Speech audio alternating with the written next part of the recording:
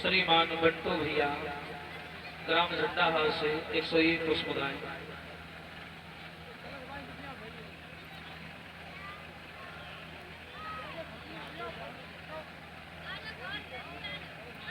इधर पत्र लेकर के ब्राह्मण देवता महान वन में विश्राम करने लगे। भगवान कन्हैया ने द्वारिका से देखा पंडित जी तो आधे रास्ता में सो गए। अपने सभी द्वारचारों को भेज करके, द्वारपालों को भेज करके ब्राह्मण देवता को द्वारिका में मंगवा लिया। अब जब आंखें खुली है पंडित जी की, देखा सुंदर सुंदर महल बने हुए हैं। पूछ लिया कि भैया ये नगर कौन सा है? तो भैया वो जो द्वारिका है ये गुजरात में पड़ती है। तो जितने भी द्वारपाल थे वो गुजराती भाषा में बोले ये द्वारिका 6। पंडित जी को बड़ी खजवान लगी, कहने लगे मरे गए हुए द्वारिका 6। बोले भैया हमें कन्हैया से मिलना है। तो द्वारपाल बोला कन्हैया 6। पंडित जी कहने लगे मरे कन्हैया 6 द्वारिका 6।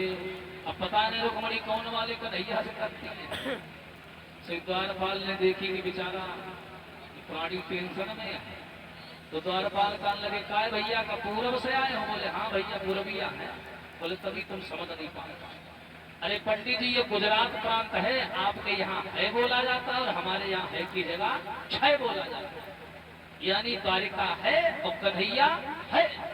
बोले मिलेगा कहाँ? बोले सीधे चले जाओ और ऊंचे सिंहासन में करिया कलूटा डामर जैसे कोई है कन्हैया, चले जाओ। तो पंडित जी चले। अब जो कन्हैया की सुंदरता को देखा तो पंडित जी कहने लगे मरे गए। रुक्मणी को दुनिया में भी लड़के ना मिले। लेकिन भगवान कन्हैया पंडित जी के मन की बात जान गए तो हल्का सा मुस्कुरा दिया तो पत्ती सी चमकने लगी। पंडित जी कहने लगे हो कैसा भी, लेकिन बोला मुस्कुराता बढ़िया। चलो सामने आए, पैरों को छूकर आशीर्वाद लिया। भगवान ने पूछा कहाँ से आए हो? ब्राह्मण बोले हे दया धाम मैं कुंदनपुर से आया हूँ। रुक्मणी चरण की चेरी है बाकी प्रेम पत्रिका लाया हूँ। पत्र को पढ़ा है तो भगवान कन्हैया बोले पंडित जी मैं कैसे जाऊंगा रुक्मणी जी को लेने? मेरे बड़े भैया बलराम जी आज्ञा नहीं देंगे। एक काम करो पंडित जी, हाँ जब हम तुमको विदा करने के लिए चले तो तुम बीमारी का बहाना कर लेना। तो हम बड़े भैया बलराम से कहेंगे कि पंडित जी को थोड़ी दूर तक छोड़ आते हैं रथ से और उसके बाद में लौट आएंगे। और इसी थोड़ी दूर के समय का फायदा उठा करके मैं कुंदनपुर से जाकर के रुक्मणी जी को ले आऊंगा। पंडित जी बोले भगवान जी मोड़ी मोड़न के चक्कर में क्या करने पर रहो, कोई बात नहीं है चलो। पंडित जी को बलराम जी से मिलाया। ब्राह्मण देवता घासन लागे तो बलराम जी बोले कन्हैया ऐसा कर पंडित जी को थोड़ी दूर तक छोड़े यार, रथ में बैठाए कि स्वास्थ्य सही नहीं है और जल्दी लौट आइए। भगवान ने कहने लगे मजा ही तो चाह करते हैं। पंडित जी को रथ में बिठाया। कन्हैया ने जब तक द्वारिका में रहे तब तक रथ बड़ा आराम से चलाया। और जो द्वारिका के बाहर आए तो कन्हैया ने 1 लीटर खींचो। भगवान कहने लगे पंडित जी होश में बैठियो पकड़ के, जब ब्रेक ना है। हाँ क्या किया भगवान ने? हरि पाई समय में गिरधारी को रथुया समान में आयो।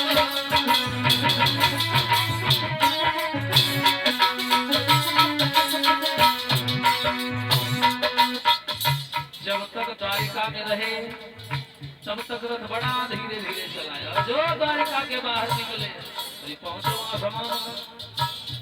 पंडित जी कान लगे आंसू ले डाले हमें। देख के पंडित जी बोतल लिया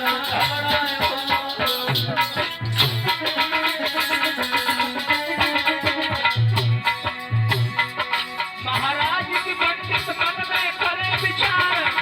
जो ऊपर से नीचे गिर गए हड्डी हुई जाए विचार। पंडित मन ही मन में कहे अहिर के पाले करिए। पंडित मन ही मन में कहे अहिर के पाले करिए।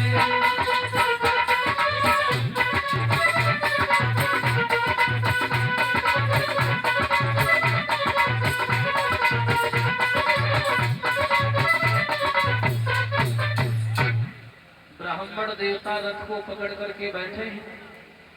लेकर के आए भगवान कन्हैया अलोपा भवानी मंदिर के पास में रोका। तो बोले पंडित जी की ऊर्जा पुर्जा तो ढीले पर कहने लगे जो गाड़ी बहुत तेज चलाता है। आए और आगे हो जाए तो सूरत नहीं देखी जाती, हो जाए तो सूरत नहीं देखी जाती।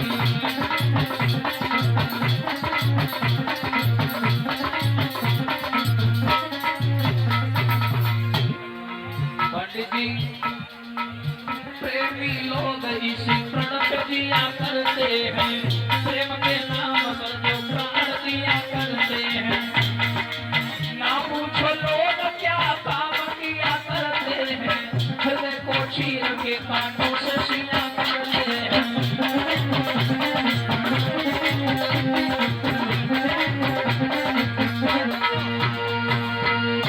कोई बात नहीं पंडित जी, कन्हैया कहाँ है? बोले अलोपा भवानी मंदिर में खड़ा है, चली जा। रुक्मणी कहने लगी धन्यवाद पंडित जी, तुमने मेरी मदद करी, अब जाओ हम जा रही अपने कन्हैया के पास। पंडित जी कहने लगे बड़ी मतलब मोड़ी काम निकल को कह दी जाए। अरे कभी खाने पीना खवाए दे, कभी पानी पिवाए दे, तब चली जाइयो। तो रुक्मणी बोली पंडित जी भोजन तुम्हें कराए जो पंडित देर बहुत लग जावेगी, और तब तक सामरिया की सूरत मंदिर से रम जावेगी।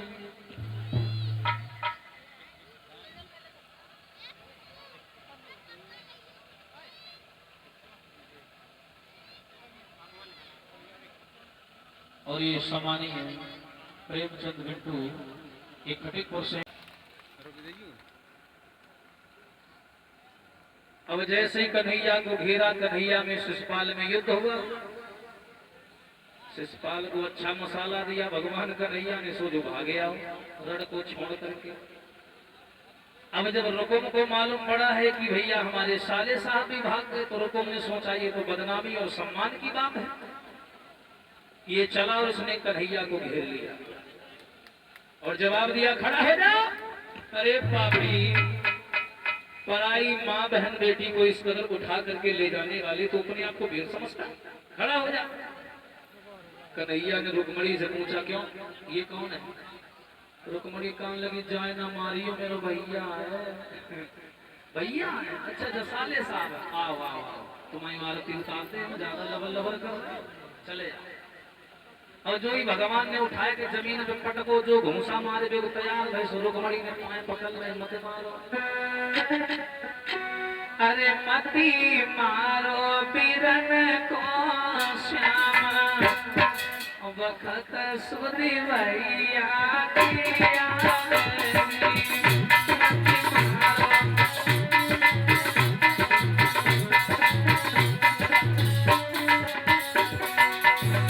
और ये राहुल यादव इसी गांव झंडाहार से हैं। एक माला सभी साथियों को और सभी को 11-11 पुष्पमालाएं, एक माला हमें और 101 पुष्पमालाएं भेंट कर रहे हैं।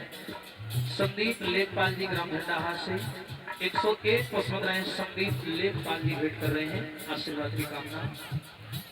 और ये सम्मानी बड़े भैया ऋषि यादव खर्रा से 101 पुष्पमालाएं, कहा बिगड़ी राजा बोलते ना बोल रहे तो मती मारो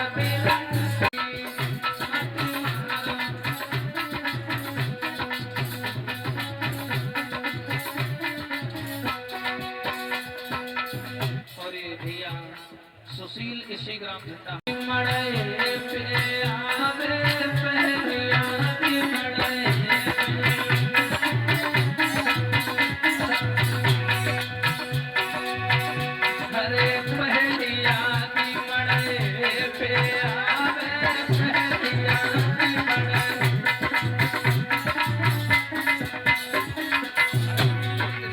कलश वाली बहनाएं कम है निकल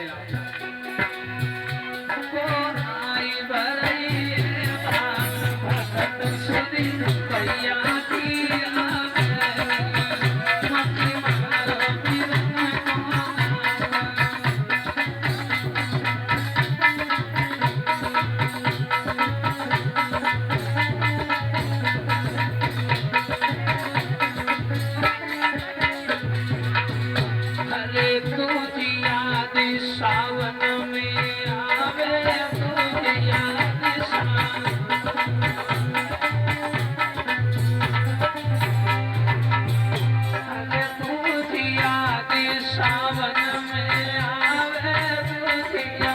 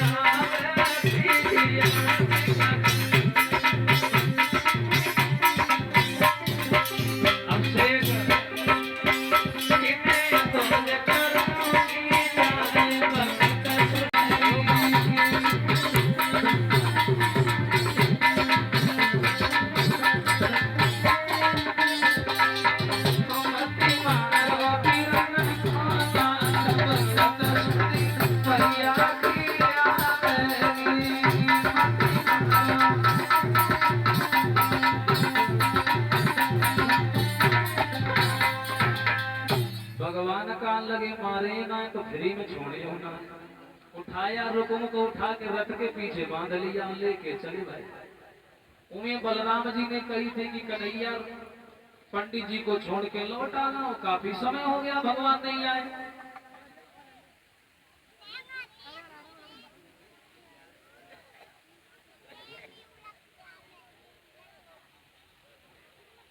और बड़े भैया राहुल और रत्नेश 101 पुष्पदान भेंट कर रहे हैं।